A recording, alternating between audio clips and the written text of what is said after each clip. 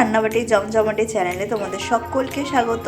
আজকে আমরা তোমাদের সামনে নিয়ে এসেছি লাউ ডাল।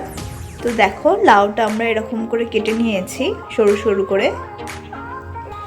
তার সাথে মসুর ডালটাও আমরা ভালো করে ধুয়ে নিয়েছি। আর এদিকে কড়াইয়ে জল বসিয়ে দিয়েছি যাতে জলটা একটু গরম হয়ে যায়।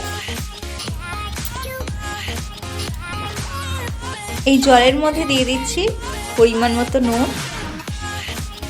নুনটা দিলে ডাল এবং লাউ দুটোই ভালো তাড়াতাড়ি সিদ্ধ হবে। এবার আমরা লাউটা দিয়ে দিচ্ছি।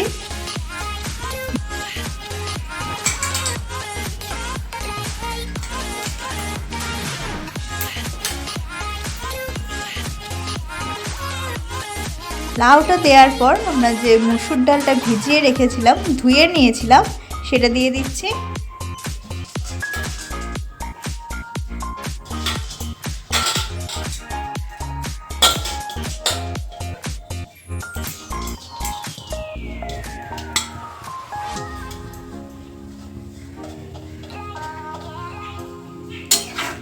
এবার সব কিছু ভালো করে একবার মিশিয়ে নিচ্ছি।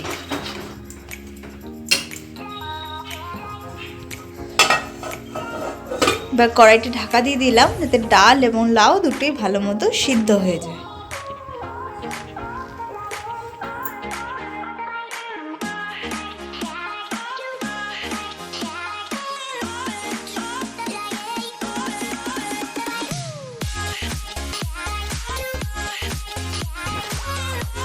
দশ থেকে 15 মিনিট পর আমরা ঢাকনা খুলে দেখলাম লাউ এবং ডাল দুটোই খুব ভালোভাবে সিদ্ধ হয়ে গেছে। এবার এই সিদ্ধ ডালের মধ্যে দিয়ে দিচ্ছি অল্প একটু হলুদ গুঁড়ো, যতটা আমাদের লাগবে। তার সাথে দিয়ে দিলাম গোটা কাঁচা লঙ্কা। এবার সব কিছু একটু ভালো করে মিশিয়ে নিচ্ছি।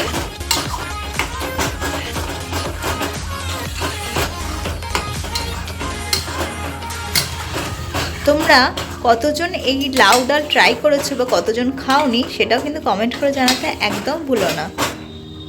তো আমাদের মতো করে একদিন লাউ ডালটা বানিয়ে দেখো তোমাদের এই রান্নাটা কেমন লাগছে। ডাল যেহেতু আমাদের সিদ্ধ হয়ে গেছে, এবার আমরা ডালটা ঢেলে নিচ্ছি। তার মানে এই নয় যে আমাদের রান্নাটা কমপ্লিট হয়ে গেছে। দেখো, আমরা ডালটা কিন্তু একটা আলাদা পাত্রে ঢেলে নিয়েছি। ডালটা ঢেলে নেওয়ার পর কড়াইটা ভালো করে ধুয়ে মুছে পরিষ্কার করে নিয়েছি। আবারও গ্যাসের উপর বসিয়ে দিলাম এবং তার মধ্যে দিয়ে দিচ্ছি সর্ষের তেল।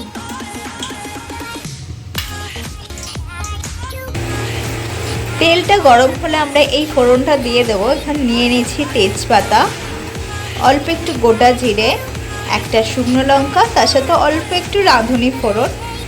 তোমরা চাইলে কিন্তু এখানে 5 ফোড়নও দিতে পারো, মানে এই ফোড়নটার পরিবর্তে।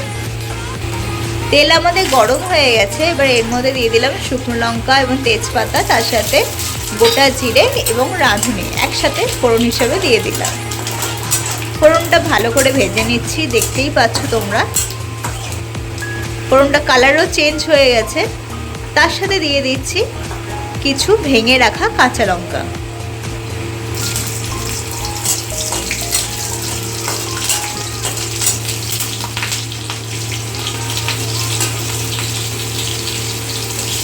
লঙ্কাগুলো একটু খুন্তির সাথে চেপে রাখছি যাতে না ফাটে।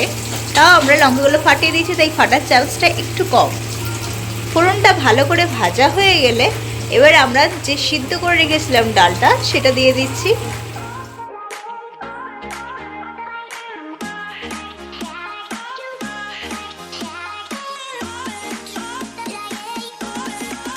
দেখতেই পেলে সমস্ত ডাল আমরা ঢেলে দিলাম।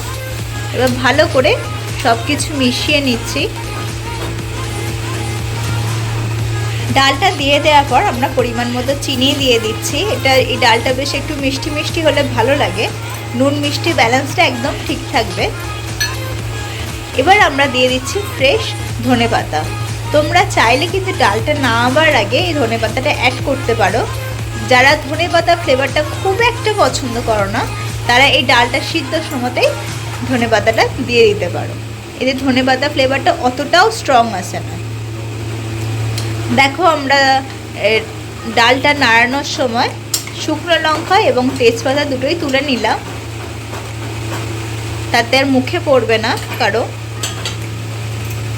এবার ভালো করে ডালটা ফুটতে দেবো।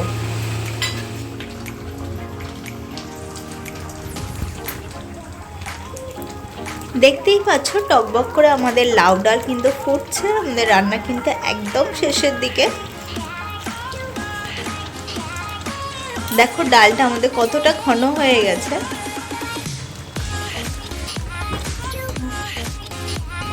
আমাদের ডাল কিন্তু একদম কমপ্লিট।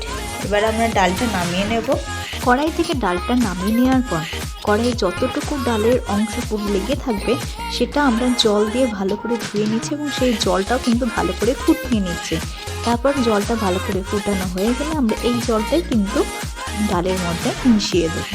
এতে ডালটাও একটু পাতলা হয়ে যাবে, তার সাথে এই জলটা ফুটিয়ে অ্যাড করার জন্য ডালটাও কিন্তু নষ্ট হবে না। তারপরে দিলাম এই ফোটানো জল ডালের মধ্যে মিশিয়ে এবং এমন ভালোভাবে মিশিয়ে দেব যাতে কেউ টেরও না পায় যে ডালের মধ্যে জল মেশানো হয়েছে। তো যাই হোক, দেখো আমাদের ধোঁয়া ওঠা লাউ ডাল কিন্তু একদম রেডি। তার উপর থেকে একটা ওই যে তুলে রেখেছিলাম শুকনো লঙ্কা, ওই শুকনো লঙ্কাটা দিয়ে আবার আমাদের ডালটাকে ডেকোরেশন করে দিলাম যাতে কারো নজর না লাগে। জাস্ট মজা করছিলাম। আমাদের এই ডালের রেসিপিটা তোমাদের কেমন লাগলো অবশ্যই কিন্তু কমেন্ট করে জানিও। আর আগে তোমরা এইভাবে ডাল বানিয়েছো কি না সেটাও কিন্তু কমেন্ট করে জানিও। যদি এখনও কি ডাল বানিয়ে না থাকো লাউ দিয়ে, তাহলে অবশ্যই বাড়িতে ট্রাই করো এবং আমাদের কমেন্ট করে জানিও কেমন লাগলো না লাগলো। আর তোমরা যদি এখন অবধি আমরা চ্যানেলটাকেও সাবস্ক্রাইব করে না থাকো তো অবশ্যই চ্যানেলটা সাবস্ক্রাইব করে নিও, পাশের বেল আইকনটা প্রেস করতে একদম ভুলো না। হ্যাঁ, আরেকটা কথা, এই ডালটা ভাত দিয়ে খেতে যেমন ভালো লাগে তেমন কিন্তু রুটি দিয়ে খেতেও ঠিক ততটাই ভালো লাগে। যেহেতু ডালটা একটু মিষ্টি মিষ্টি হয়, এই ডালটা কিন্তু রুটি দিয়ে খেতেও বেশ ভালো লাগে। চলো টাটা, আবার দেখার পরে অন্য কোনো নতুন রান্নার সাথে।